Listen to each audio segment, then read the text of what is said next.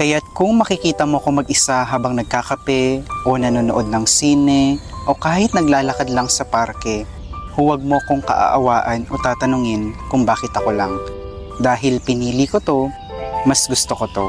Sa panahong laganap ang mga kunwaring pag-ibig, mas mabuti na tong tahimik. Dito na lang ako sa sarili ko, dito na lang muna ako habang wala pang sigurado.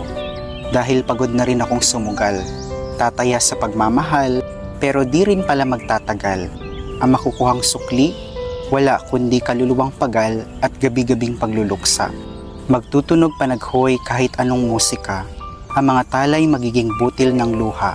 Babagal ang bagsak ng ulan, ng oras, ng pagsapit ng tag-araw. Mga pangarap ay papanglaw. Unti-unting lalasunin ng lumbay ang bawat bahagi ng buhay, hanggang sa tuluyang pumanaw ang konsepto ng pagsinta. Kaya wag mo na.